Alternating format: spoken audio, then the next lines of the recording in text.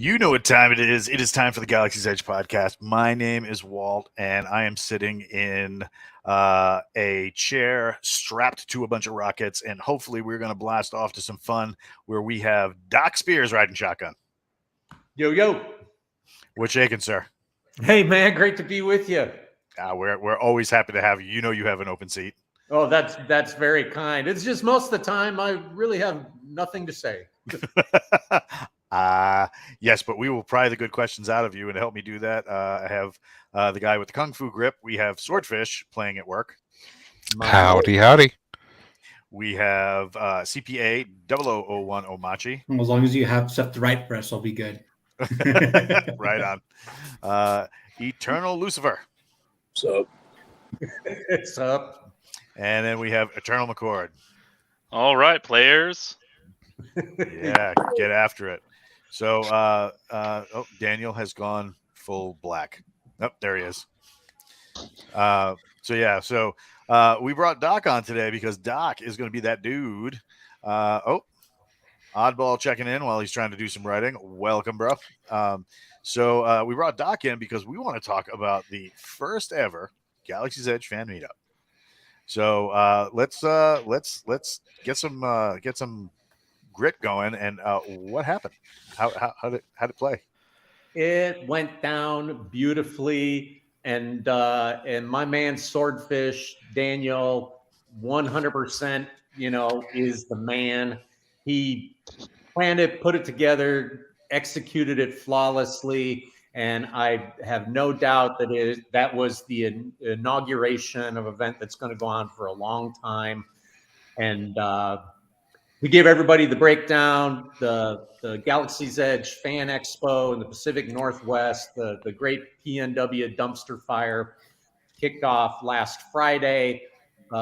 We had 3 great days together of the best people in the country. Not that anybody should need any proof about how awesome the Galaxy's Edge family is, but getting to be with so many awesome people from around the country just fired me up and filled my heart. And my wife came with me. We flew into Seattle Thursday. I took her down to Seattle, and we, did Pike Market, all the great touristy stuff, so she could see all the, crackheads wandering through the street. And then, take the wonderful 70-mile 3-hour drive from Seattle up the coast to Whidbey Island in Swordfish's backyard, where he and the gang were already getting everything set up out at Eagle Pond Ranch. And then things for me really kicked off Saturday morning. My wife and I came out, and first of all, Whidbey Island up there in the Puget Sound neck of the woods, just north of Seattle. You could not ask for a more beautiful location in the Pacific Northwest and probably all of America. It was utterly gorgeous. So, if that isn't reason enough to go check it out in the future, that should sit right up at the top of the list. And yes, Greg Franz says, the sights of Seattle. Yeah, that's absolutely right. For all of the hustle and bustle, and then the nasty urban de-evolution into non-civilization. That's great. But Whidbey, home to Whidbey Naval Air Station, one of the main training sites for Navy aviation. So to have the F-18s up in the air and doing aerial combat maneuvers overhead and stuff like that was always a bunch of fun.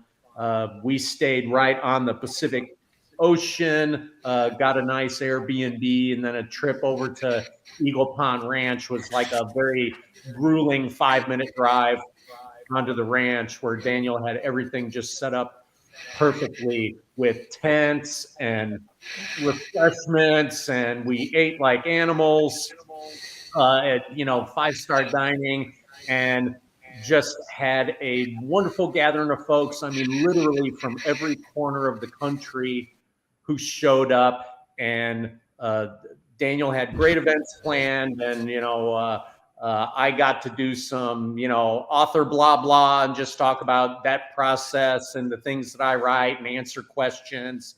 And we got to do some classes, and people got to play airsoft and do gaming.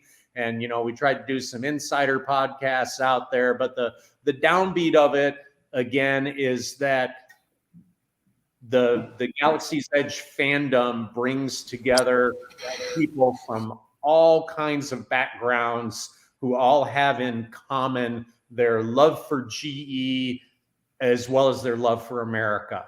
And having that group of folks together, just like I say, it energized me. It just recharged me. It just made me so enthusiastic about the people who I get to have some small contact with through my books and the things that I do. So hats off, Daniel. I can't tell you how utterly grateful I am. And I know everybody who attended feels the same way. And you just did a fantastic job. Well, I'm very glad to hear that. The foremost thought in my mind the entire time was making sure that everybody, got the most bang for their buck, and they felt like they were having a good time. It wouldn't have been able to be done without the people that showed up, honestly, because like you said, we have just an amazing group of people. Liz and Ray, they both came out, and they were ready to help immediately. Yeah, all the way from Atlanta. It was insane. Was it Robert and his son Chris both came out. They came out from, I want to say it was Arkansas, right? Yes. That's my recollection. And Robert's like, hey, I bought a smoker. I'm coming up. I also got a whole bunch of meats, so I'm gonna smoke some meats on Friday night, and it should be ready. I'm like, what? And he's like, yep, it's coming. I'm just like, okay, well, let me know how much you spend. Don't worry. He's like, nope, you're getting it one way or the other. I'm like, okay, fine.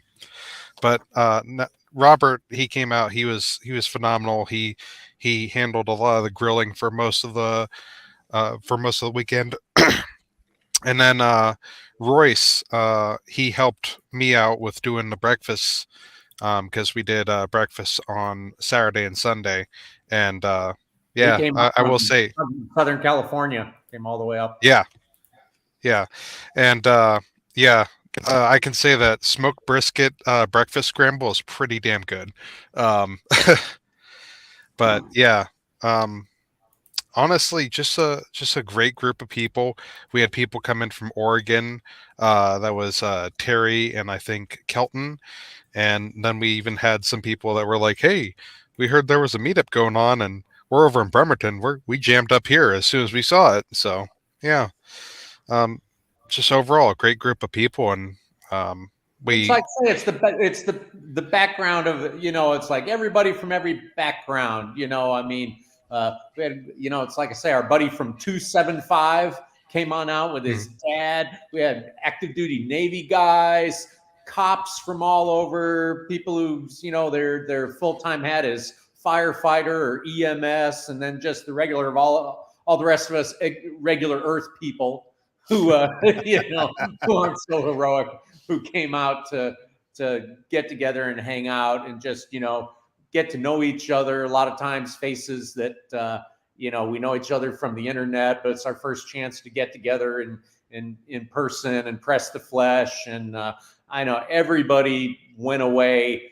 I think, just feeling closer and tighter in the community. And, and everybody's already talking about doing it next year.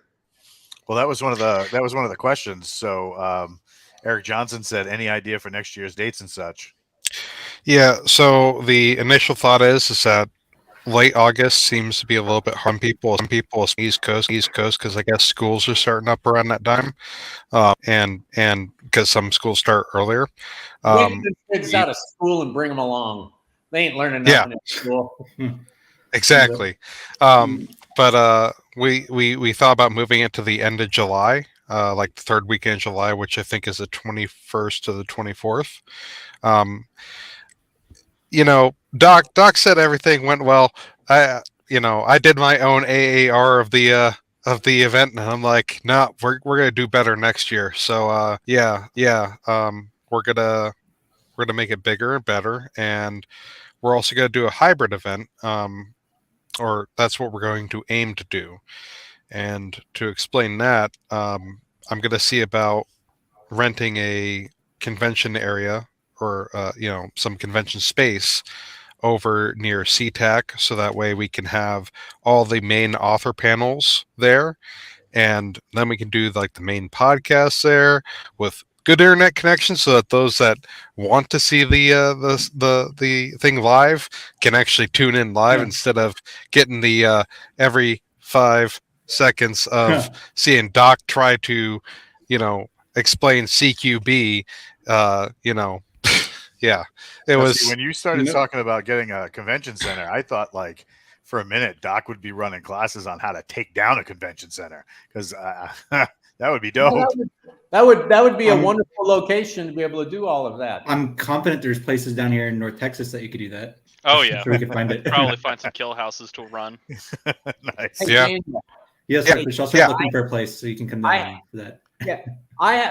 my wife actually had the idea on Whidbey, not too far from Eagle Pond. What is that arcade drive-in movie theater spot?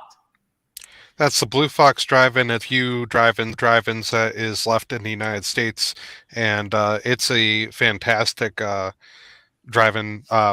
Honestly, we were considering on doing a zombie shoot event next or for Halloween, and we were going to work with them on getting that all set up so that they could like throw a zombie flick on, and then we could be like, hey, now that you shot all these zombies, why don't you saddle up on this little bus and truck over here, and we'll do some airsoft and stuff.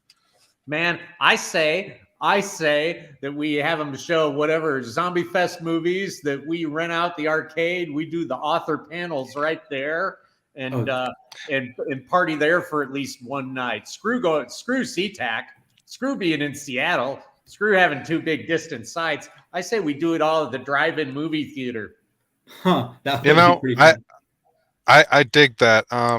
I'll talk to Jason about that, and I'll see if that's I throw it out there for what it's worth, because that is a cool site, and I don't think there isn't anybody who wouldn't. I mean, believe me, as much as we dig being at Eagle Pond Ranch, having a night for the people who maybe want to be, a little more urbane and hang out, under shelter and play video games and watch a movie and, mingle around like that. I haven't been inside that archive, but I bet there's space in there where we would do the same thing, do an author panel, and everybody's in one site for it. And the beautiful thing about it, everything is 5 minutes around from Eagle Pond Ranch. And it's so gosh darn beautiful. You don't really want to be anywhere else but right there. So I throw that out as my suggestion for next year. And then all the real movers and shakers can argue about it and battle it out. But, I know that's what'll bring Walt out is, to be able to hang out at the drive-in movie theater and play some arcade games, as well as get up on one of the panels and share with everybody all the cool thoughts that are going around in his head. Well, what would bring me out is you have to detach my leash from Jason and Nick. So we'll bring them too, so they can hold it and watch. Great, Galaxy's Edge bondage. That's what it's come to. Here we go. Believe me, Walt, your name was bandied around many times with severe reverence as to how much you're like Stretch Armstrong pulled in 20 different directions. For everybody waiting to see which part is going to tear off first. Oh God. Hopefully it's my personality. That way I can just be a dick to everybody. Like, seriously, everybody, had just the most wonderful, truly complimentary things to say about what you're doing with Forgotten Ruin, and you're narrating on top of everything else that you do. And, and Jason, we haven't mentioned it, but everybody knew, of course, Jason Onspa was there with us Saturday, and he did a fantastic long a couple panels where he really did, he does all the heavy lifting. You can ask me about what happens even in one of my own books. I've forgotten. He remembers. He does. And how things relate. But, Jason at the foremost of those, who is so grateful for the work that you do and how hard you work and how many different ways you're hatted. I appreciate that. Yeah. And, keep things anchored. That's a really great thing about this community too. It's not just like, hey, where's my damn book? It's people who will come up to you and be like, hey, I really hate to bother you, but I'm missing this, and Jason and Nick want to be notified right away anytime anything is wrong. So like if I see it, I'll start sending them picture messages and little screen grabs and stuff. And like last night we had a couple of guys, even Shebrat down below, she was having some trouble with her account, and a couple of people reached out, and it turned out it was a Google thing, but it was like, we handled it this morning. And I told everybody, I said, look, if we don't have this fixed by tomorrow afternoon, I will personally airmail the email, and you will get this stuff lickety split. We had Jason knocked it out of the park right around noon. But like a couple of guys last night, I said, hey, let me get you that file just to read until tomorrow, and then the rest of it should fall into place. Because to them, everybody who are putting their peepers, paychecks, and their ear holes onto this property, their whole philosophy is there is nothing more important than the people who are thumbing through those pages and listening to every word going out. So when something goes wrong, we make a beeline for it to fix it. And because we really Jason and Nick have really built a fantastic community, and like the excellent face forward stuff that you do, Doc, where not only do you show up and actually spend the time, but also the stuff that you've done, like, hey, I have this book launching, but here, let me show you this quick tactic that we did. That stuff is like gold to an audience that reads this kind of stuff. So like when you're showing a little bit of the realism behind the entertainment, that's just dude, that's 100%. It's fun. I will say it was truly amazing seeing Doc work on Friday, because he basically did all the panels and all the classes on Friday, and I think everybody that was involved with that was just super stoked, because they got to learn all these different techniques and stuff, and terminologies, and then Doc's like, okay, and everybody grab a gun, and then everybody grabbed an airsoft gun, and then he ran him through drills, and it was just really cool to see. It's fun, it's easy, little things like that. Airsoft, besides the fact that a lot of people love airsoft, I'm not an airsoft guy, but airsoft, by virtue of the fact that the airsoft arms are so mechanically almost identical to the actual arms, there's a lot of training value in it. So it's like anything. If somebody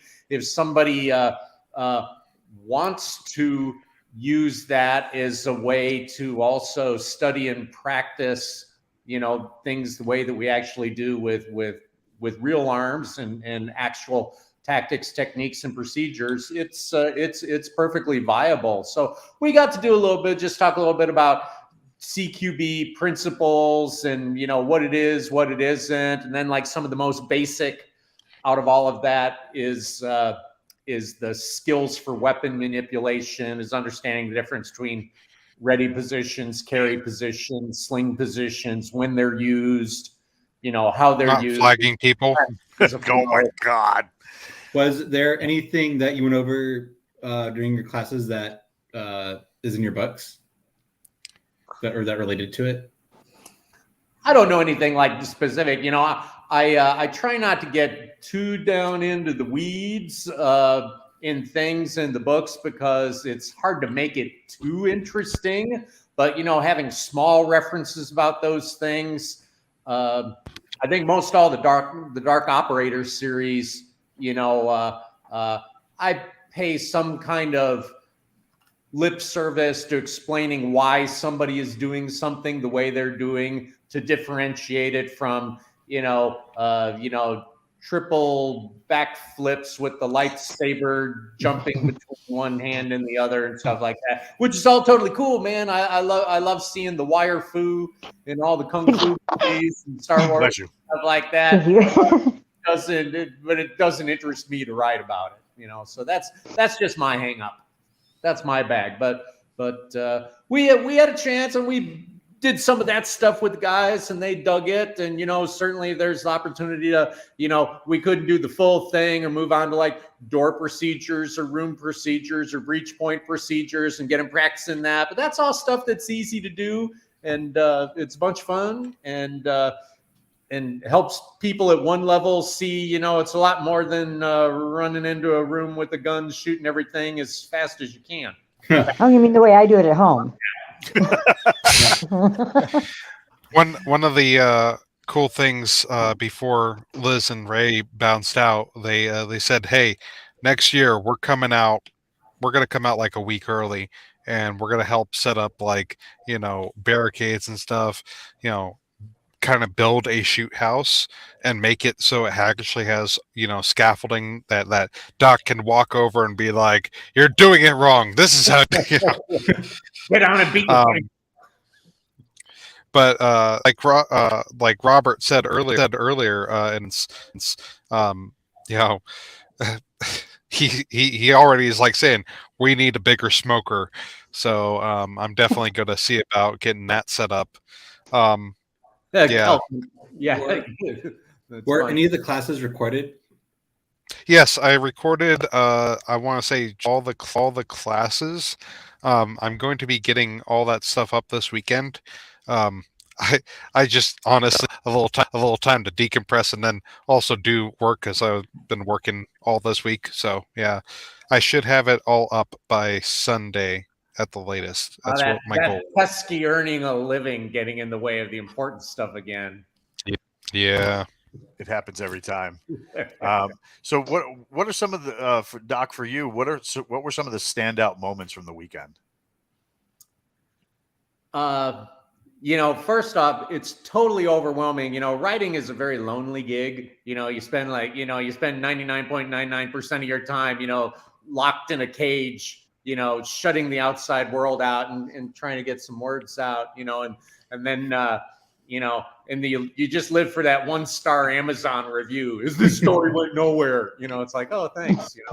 Other 1,000 4.5-star reviews, weren't as good as the 1-star review to wipe the slate clean. I've learned to not read the reviews at all, but I had so many people come up to me, and whether they were just being polite or not, who just had effusively, sincerely nice things to say.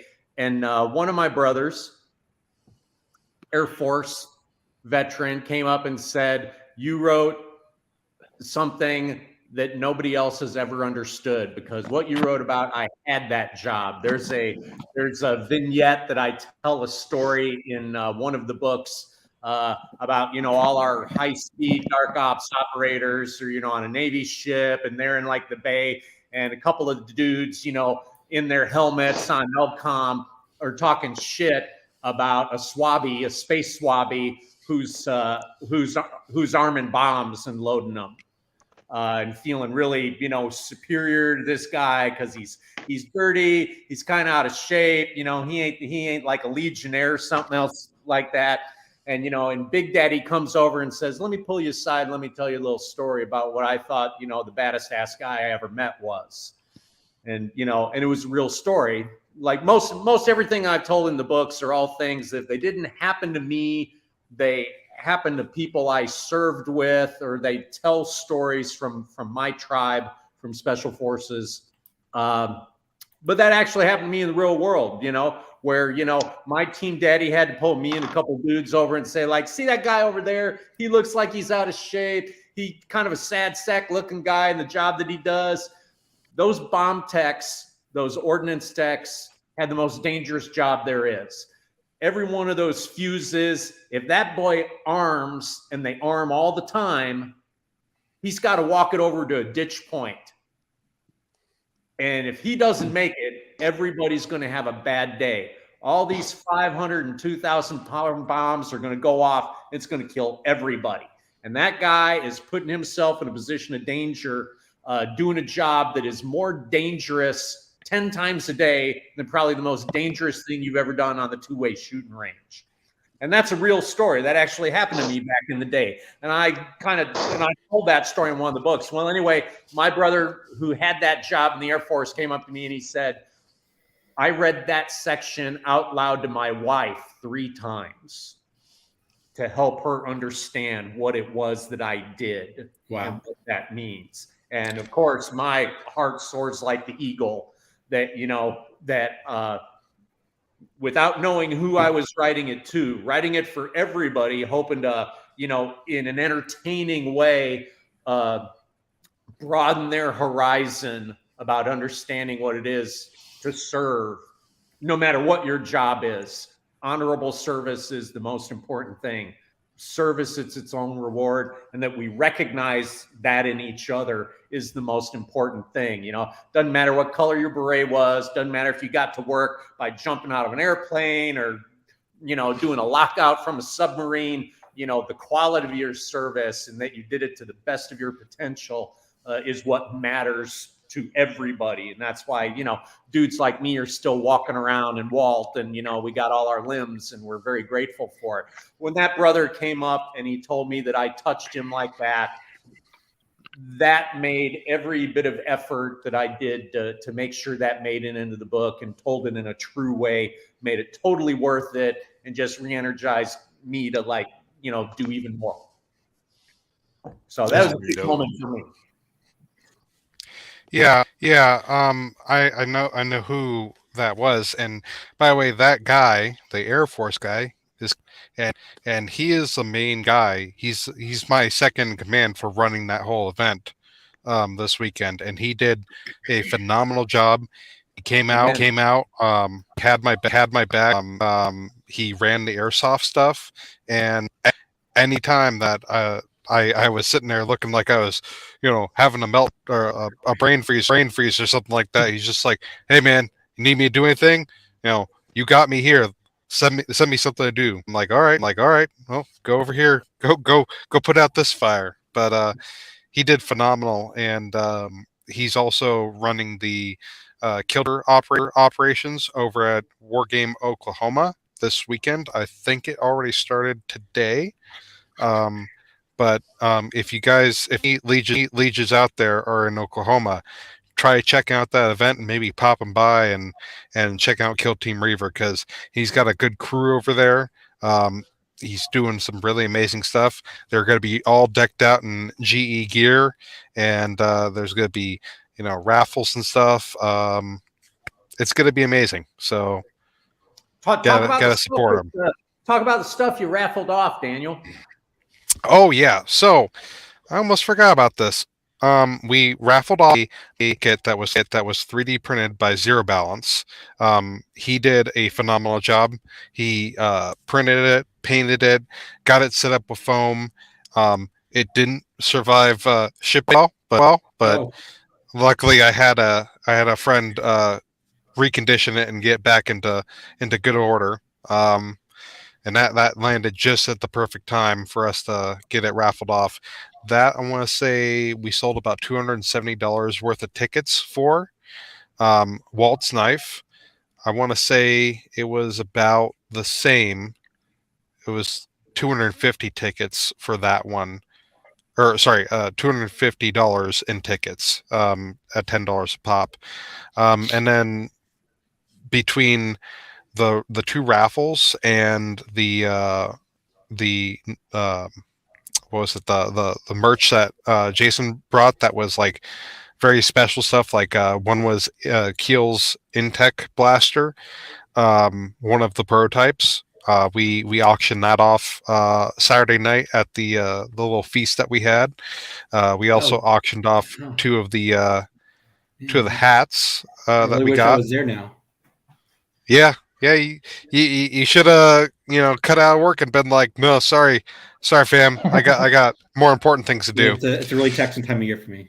So But yeah, all told, by the end of it all, we raised over $1,000, and that's going to get sent right off to Mission 22. So amazing community. If I recall, David Murray won the knife. Robert actually won the bucket, but he thought he was slick. We saw what he did. He went and he actually gave the bucket to Ray, and said, "Hey man, here you go." And I thought that was pretty amazing of him. So yeah, Did you get it was great to see. sign any books while you were there, Doc? None of my own. Yeah, it's like I've like given out everyone that I had. I had none to bring with me. Jason had none to bring with him. So we're reserving most things for next year. And of course, by that time, we should have the first 3 Warlord books have made it to print. Yes. Oh my God. Oh, that reminds me. The one big failing. I never got a photo shoot set up. I never said, "Hey guys, let's all get a big group photo with everybody there." Nope. It's just like, so we're gonna fix that next year. Was Goose What able was to make that? it out there? Yeah. No, Goose wasn't able to make it out. He was over at Mount Rainier, and he could not find a way to ditch out of work and make it 3 hours over. So yeah, he's gonna get his own little ration of shit when I see him next. I'll have to beat him in cooking when we both have a chance. Goose can't cook for shit. Oh my God. So who else on the panel was there? Me and Jason. Right on. Well, no, I mean on the panel tonight. So like Dante, Eternal Lucifer, Eternal McCord. Any of you guys on the out there? I didn't get to go. Unfortunately, I saw the event too late and had to work that day. Couldn't take it off. Right on. I was working. Yeah, it happens. Next year, I will definitely, as soon as I know the date, I'll make the plans and I'll go out. Right on. Yeah. This next couple weeks, I'm going to finish the AAR of everything. I'm going to survey out to all of those that attended, virtual and in person, and we're going to find out what worked, what didn't work, what we can do better, and we're going to just crank it to 10 next year, and we should have all the dates and stuff locked down by the end of the next. I'll give myself a little leeway. By the within two months from now, I'll have everything posted. Because I want to give Jason. Oh yeah, definitely bring books. It's if Doc doesn't have books on hand to sign, then and you want your book signed, you make sure that you bring your book and yeah. But yeah, I would have thought that at that point he would have started signing airsoft guns. Yeah, I was wondering about that. Well, if they weren't rental. Wait, did you sign the bucket? See, that's another thing I could have done. Yeah, I didn't think that one through down, did I? Those got all those good AAR points, but really, Daniel, nothing. It for a first run. I don't think there was anything that you could have improved upon, buddy. It was just fantastic. That's pretty dope. Oh, so like thanks. here's the Glad to question, hear. Doc. As far as people who had shown up and got to experience like what training with you is like, and for those of people who are watching the show out there who don't know, Doc does a lot of training outside of Galaxy's Edge. He's not just chained to a desk writing the amazing words that he puts out for us. So did you have anybody who said, "Hey, look, I had a really great time. I learned a lot. Is there a way I can train with you at your regular courses?" Yeah. There's certainly interested in that, and that always comes up. It's it's a heck of a commitment. That's the time and money commitment these days for everybody gets harder and harder to prioritize. And when gas is in the Pacific Northwest around Seattle, when gas is about $6 a gallon. Oof. And those poor folks have to, am I gonna buy groceries this week, or am I, I'm gonna go to like a 4-day small team CQB course with Doc, halfway across the country, most of the time groceries has to win out. Most of what I do with Forge Tactical ends up it's hosted and done by agencies. Yeah. So law enforcement agencies are footing the bill for me to come out and like teach their folks at different facilities and things like that. But yeah, qualified civilians. I teach qualified civilians as well, but it's mainly law enforcement and DoD folks. Right on.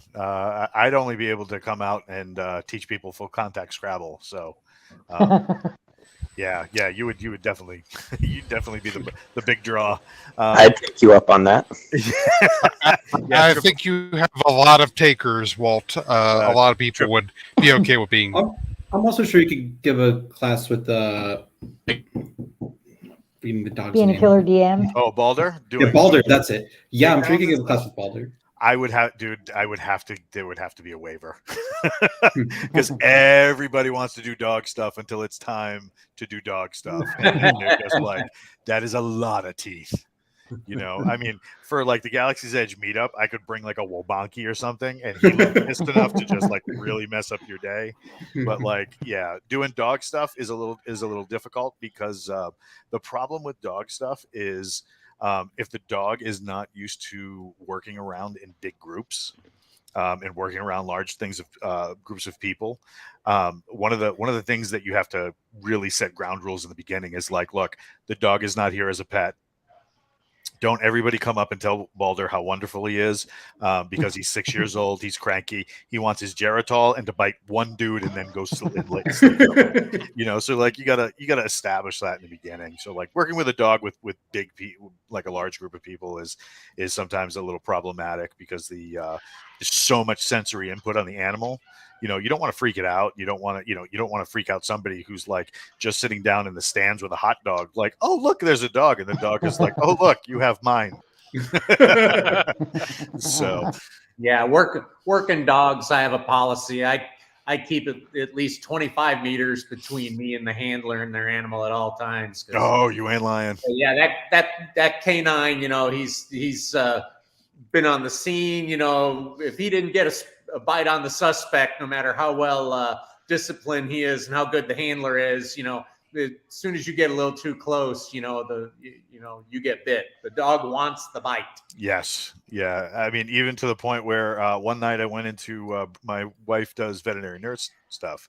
So I bring her, she was working an overnight shift, and I bring her some lunch, and there's a big like Dutch Shepherd just lacked to this table, and I'm like, oh, aren't you a cute boy? He gets up and starts circling, and I'm like, oh crap. And I call my wife's name, and she sticks her head outside the x-ray room, and she's like, police dog, it's trained in German. I'm like, oh, thank God. Platzen. And the dog looks at me and goes, oh. So it was like, yeah, I mean, I was carrying I think it was a turkey club sandwich, and I was about to be murdered for it. So. I mean, turkey club sandwiches, those are a die for, right? Oof. Yeah, I thought I didn't know if I was going to make it. So yeah, dog stuff would be a little hard to do on a weekend outing like that. But like, I mean, if one of you guys wanted to dress up as a dog, I would put that on YouTube and make $1 million. Could you bring we don't need the fursuits. I think that's the one thing we're all in agreement about. What about one of those like suits that damn straight. Yeah, you show up in a fursuit, I'm leaving. Oh my God. One other thing that was really cool Saturday night, when they all were coming back in from airsoft, I busted out the potato cannons, and we glow in dark potato, and it was pretty dope. That's cool. So how about it, Doc? How do you find your training schedule open to civilians? Look up Forge, Forge, tactical.com. Right on. That's awesome. So while we got a minute, we also have a longtime insider with us who was not able to make the Galaxy's Edge meetup, but we do have our on-hand interviewer, Omachi, who has now become an expert in the field. Yes, Swordfish. Before Amachi does his thing, I have to bounce, guys. It was great seeing y'all. Thank you Cool. again, Doc, for coming out. You did fantastic. Brother, my best to your lovely mom and Michael and all the great people that I get to call friends now. And we got to do it sooner. Oh, yeah. Hey, before Definitely. Swordfish goes, can I pat him on the head real quick? He helped What me is it? out during my class last semester. Oh, yeah. I'm glad that that worked out for you. All right, y'all. I appreciate Have it. fun. Hey, Go to work, cheers. brother. All right, Omachi, you All got right, the floor. who's our- Do your damage. All right, who's our featured insider tonight? That would be Shebrat, Dark Ops 2666. Oh, okay. Well, Shebrat66, tell us what is on your wanted poster. I'm the Antichrist. Oh, it's going to go that way. Okay. Oh, Well, God. it's a good thing we I should got have put an 8-second here. delay on. Keep going. All right, so how did you get into Galaxy's Edge? Accidentally, actually. I started out with Forgotten Ruin. And I got into that on accident because I read Christopher Hopper's Galaxies, Ruin of the Galaxies. And I was looking for another book and I typed in Ruin and I found Forgotten Ruin. Started reading that and then I started meeting everybody through the internet and learned about GE and started reading those too. Okay, so what was it about Forgotten Ruins that really drew you to it? I'm a D&D fan, and I like the ridiculous a lot. What would happen if kind of thing. Yeah. Okay, do you have a favorite character from Forgotten Ruins? Well, I like Tannerisms, but I also like Talker. Ranger's gonna Ranger kind of thing. Would that be your favorite Tannerism then? There's one of them. I can't. There's another one. I just can't think of what it is. Something about. Strippers. Yeah, that's you. Yeah, Camaros and strippers. That's a I live Tannerism.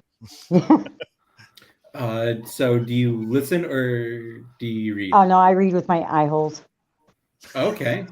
I have ADHD, so I can't listen to someone else read. It kind of drives me nuts. So how did you? So you said you were looking up that other Ruins series. What did you use to find Forgotten Ruins then? I think I just typed in the Kindle like ruins or something like that, and it pulled that up, and I was like, oh, this looks interesting. Because I think it started off with like, what would happen if the Rangers, met, got crossed with the D&D like 10,000 years in the future or something. And I was like, Okay. oh, that sounds really interesting. So speaking about the D&D aspect, did you participate in the Kickstarter campaign? I did. Okay. Do you have a character all made up yet? There's Shebrat 66, of course, myself, but there's also Dirty Rose 66 too. Oh, really? Could you tell us a little about her? I'm still debating what she's gonna do. Like, Walt was doing the thing where you look for the spot, your spotter when you're looking at his pictures and stuff, and try to find the guy that's gonna shoot. And I found the spotter. I found the person really easy. Okay, that's That or he's blowing smoke up my ass. I'm pretty sure he's pretty good at that. Smoke up people's ass? Yeah, pretty much. You play D&D with him yet? I have. Oh, yeah. Walt and I played a little bit. We did a. Oh yeah, we did a because you did campaign. the session. Yeah, we did the session. Oh, I missed fought a that. bird person to death. It was great. Well, he It was like spoon fed me through my first game because I hadn't played in years. Yeah, Walt is amazing dungeon master. Molto grazie, signore. It's a great experience. So besides Tanner and Talker, do you have a favorite minor character off to the side? I have some favorite characters from GE as well. Okay. Tyrus Rex is the man of my dreams. He doesn't talk a lot. He doesn't want a lot of people bothering him. Perfect dude. All right. So do you have a favorite GE book then? God, probably all of them. I know that sounds really stupid, but I've read them all, and I like the books. I'm an extroverted introvert, so I love to read. When I'm done dealing with people, though, I'm kind of like Tyrus Rex. I want to be left the hell alone. Okay, right I on. like it. Let's see. So since have you read any of Doc Spears' books and have any questions or have any questions? Actually, yeah, the one he was talking about with the when he was talking about the guy that does the bombs, I remember that passage. I thought it was pretty cool. I have cousins that were in the Air Force, and I tried to go in the Air Force. So I like all branches, though, because my kids have been my son was in the Army over in Korea. He's an MP. We don't judge. And Gee, holy moly. yeah, he got booted because he told his commanding officer he was going to snap her neck like a pencil if she didn't stop talking down to him. Oh, wow. I was like, not your best thing. No, not a good idea, honey. Okay, so I would assume that you're all caught up on all the books. Yes, I finished KTF 1. I'm waiting for the new Forgotten Ruin to come out. I haven't read Warlord because I can't seem to get it to come up on my book funnel. It keeps giving me like the first page and that's it. What? So I'm getting a little frustrated. Yeah. Yeah, we'll I'm fix so that. mad. Oh, we'll get you taken care of. Yeah, especially because hopefully the boss will drop the second book to the insiders in the not too distant future, since there's such a publication delay for getting it. Oh my God, this needs to come out like immediately because let me tell you, I love Warlord. I love Doc. I can't.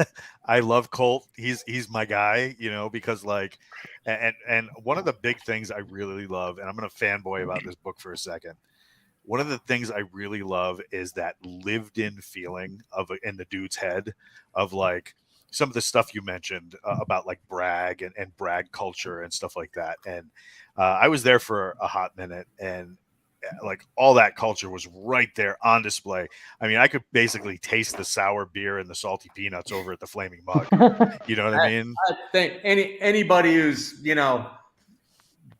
anybody in the service will be able to relate to the kind of things that that I touch on in there, and for those who haven't, you will feel like you did. And the great part about it too is the character of Colt is real relatable because like when we all think of a guy with a green beanie, a Rolex watch, and the Randall knife and all that, that old nostalgia from back in the day, and what the mystery and the intrigue of a Green Beret, we forget that a lot of times that these guys are just people too, and like you really get that with Colt. Like, am I good enough to do this? Am I just am I just a trick pony that can jump the poles and I never get to ride for real? And that comes across very well, but like you still get that I'm a Green Beret and I'm trained to do this, and let's do this, so very well done. That's very kind. Well, there's a lot to it. It's a sneak peek about it is like, the reality is sometimes the more elite of a selection process you have, you just select a more elite asshole. Well, I mean, that's just the truth. You can check all the boxes, you can do all of that, and somebody can say, well, he's a bit of an asshole, but he's a good guy and he does the job, and you don't have to like him, but you can depend on him. And then part of this story is, especially the way an A-team works, and actually sometimes being on an A-team, some of the yes, elite asshole is my professional name. Yes, I relate to it. Sometimes, in the nature of that work, where you're deployed, way out there by yourselves, working with hosts, it's very much not unlike a Portal story like Forgotten Ruin or what I did in Warlord. It's the same thing. You might as well be on another planet with an alien race for who you're working with. So, but dang it, Sheep Rat, they gotta get that squared away for you. You need to read Warlord because you will have a lot of fun with it, or double your money back. I will handle that tonight. To follow up on that, when I was looking for people to join in, like at least a dozen people told me to tell you that Warlord is amazing. So I myself need to get on that. That's so kind. It's just, the job number one was to just entertain the hell out of whoever reads it. Whatever background you're from, I think there's something in there that you'll relate to. And, pulp is what I grew up on. The Destroyer and Mac Bolan, and of course all the classics from H.P. Lovecraft and Robert Howard, and there's our favorite cover. So it's hurting me because I wrote Warlord like a year ago, and I knocked out the next two books in pretty fast succession. I mean, like about 2 to 3 months per book. And we've had the covers done, thanks to Walt's tireless efforts to secure us the best artist that's ever lived. Steve's cool people. He's a really good dude.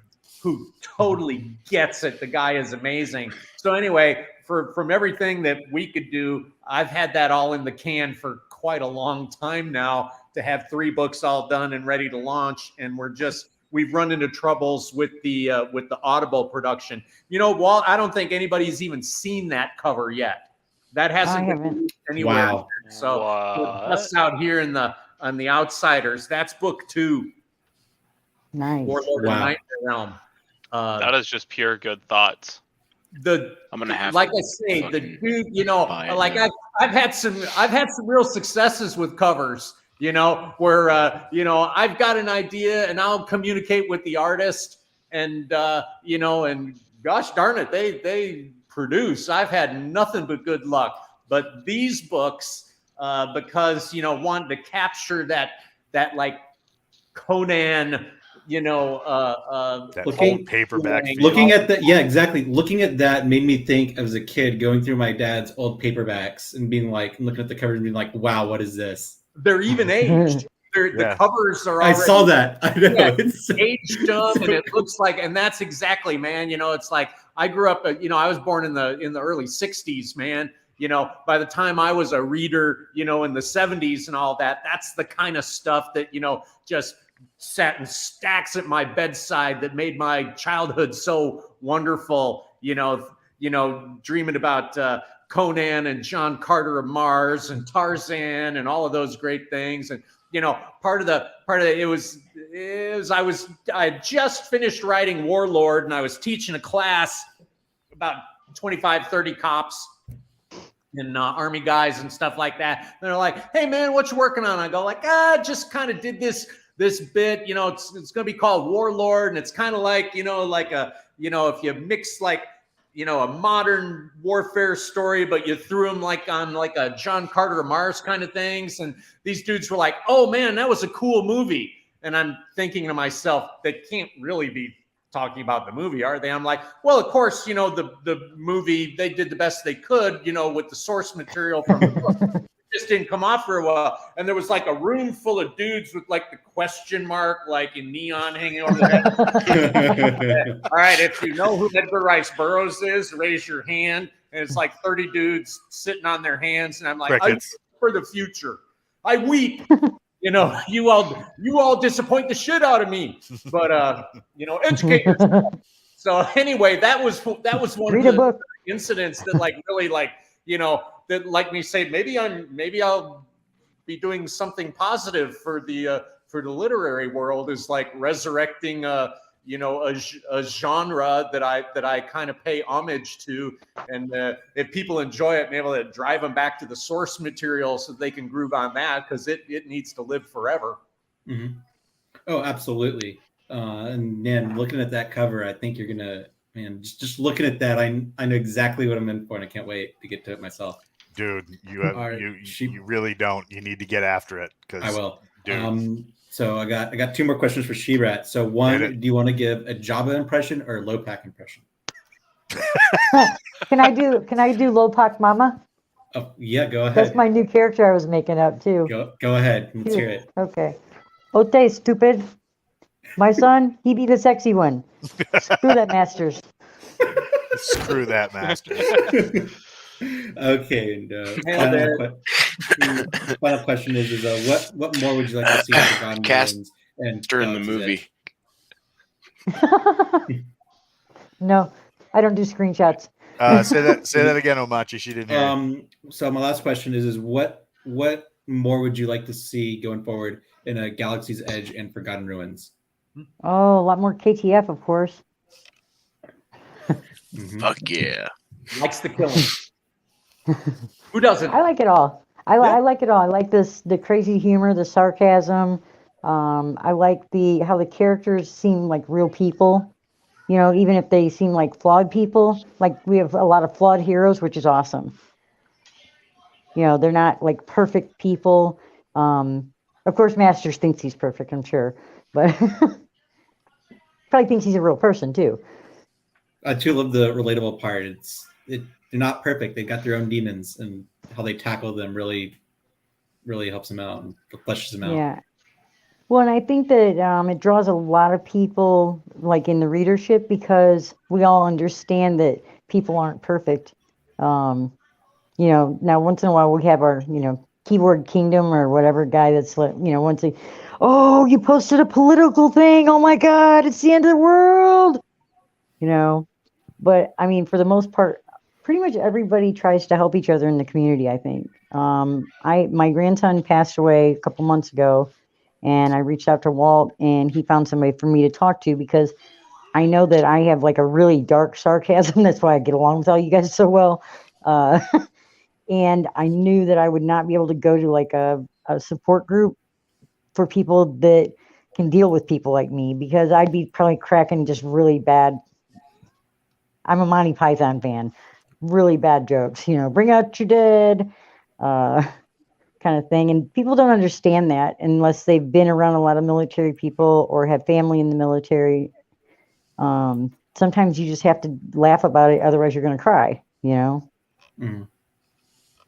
And our community is really good. They, if you need something, you can reach out to somebody and they'll help you. Laughter is the best medicine. Oh, way better than crying. Crying just gives you red eyes. Yeah. I like going to the range myself. Oh yeah. Well, I like table legs. I beat people in the head with them. No. Well, if you have a smile for breakfast, you'll be a poop and joy. So there you go. I don't know what that means. So before we hit the lights and get into fights off screen, Doc, do you have any things you'd like to say to the audience now that the first ever Galaxy's Edge meetup is in the can? Do you have any thoughts or just just anything you want to drop right now to let people know, like, hey, this is where I am, this is where you can read my books, and this is what we got planned? As always, I try and keep up with social media. I'm very bad with it. You can check me out. I'm on Facebook and Instagram at under my actual name, John Spears. And the same with my business, Forge Tactical. You can reach out those ways. What we've really been waiting on, which things have been held up this year, is getting the next series released. After I finished the first 5 of the Dark Operator books, I did Tier 1000. That was an awesome book. That was awesome. That was a lot of fun. It was a lot of fun to write. But I threw myself full scale into Warlord to try and get that out on a decent timeline. And like I say, right now, it's like I haven't had a new release it'll be close to a year. And I've got 4 books backed up, 3 ready to go, and Dark Operator 6 is just about ready to go to edit. So, report on the other end of things that I'll have, 4 books coming out in very quick succession once we actually, get the first one launched. But, Walt and Jason is just working as hard as they can to make those things happen. But some events are just beyond any of our control. So we're doing what we can. But I am so excited to get everything launched and just to continue to entertain people and get to meet as many cool people as I can, and it's just a fantastic thing I get to take part in. Thanks to all of you. That's awesome. Are you writing a sequel to the 1000? No, that's not planned. That was a standalone. I mean, like the obvious next title would be like Tier, 1001 and things like that. I really liked that book. It was an interesting way of doing things where they kept putting him back through that, like almost like Groundhog Day. Yeah, there was a lot to that, and getting to touch all those. There's so many historical things you could touch on, make battles go different ways. That would be a lot of fun. But it's like everything. There's just not. I wish there was time to do everything. I'm not Nick Cole. What? You're not perfect. I can't write in 3 or 4 different series simultaneously. where he's like Brandon Sanders. Where he's like Brandon Sanderson. He's just like, oh, I just read 4 books out of contract. Here you go. Yeah, Here you go. Nick Cole is the man for my money. It's like why you keep like 3 or 4 series going simultaneously, and they're all simultaneously awesome. But that's why he's like chains himself, to work for all of our benefit. God bless him. I just I can't do it. I got to be pretty much a one at a time guy. Finishing up 3 Warlords and then going back to a Dark Operator. It's almost like I had to educate myself all over again. I'm bad. It's the same way. It's like, I learned Spanish and I forgot English. And I tried to learn Italian and I forgot Spanish and English. I just ain't got the brain for it. One thing at a time. Oh, we can get Walt over here and give an accent for that, and that'll kind of balance it out. Hey, me dispiace, signora. I am so stoked for the Warlords to come out because I've already read them, and I'm just like, people need to experience this. Well, are you going to narrate them for us? From Walt's mouth to Jason's ear, maybe they'll just go ahead and get the next one released to the insiders. I could work. That'd be on awesome. I could just read 2 in a row. There you go. I'll be like, hey, I have those pictures with the squirrels that they took that you didn't know that they took at the meetup. So that book needs to be released. Don't make me call my 13 cousins named Tony. We want to thank everybody who came out and spent your Friday night with us talking about Galaxy's Edge and talking up all the cool stuff that happened at the meetup. Doc, thank you so much for coming on. I'd love to be with you guys. I wish we were all together. And it's like I say, thank everybody. I'm going to keep crowing about what an awesome job Daniel did and how awesome the fan expo was at Whidbey Island this last week. And if we can get that drummed up and everybody could meet there together next year, it would be fantastic. I got to hitchhike this time because I couldn't come. Well, I already got my plane ticket bought, so I'm ready to. Right on. Of course you do. You're an accountant, right? And I also bought the plane ticket before I got approval for the time off. But nice. Yeah. Do you get a twofer? Well, I'll check to see if I'll check the prices in advance. If I got a left over, I'll let you up. It's okay. I'll pick you up on my way there. There you go. Nice. Don't forget to check out the Facebook group, the Signal group, Telegram group, track on over to Discord and make sure you show these authors some love because they're bleeding the fingers to make sure that we have some great content to check out. We'll get you next time in the Galaxy's Edge podcast.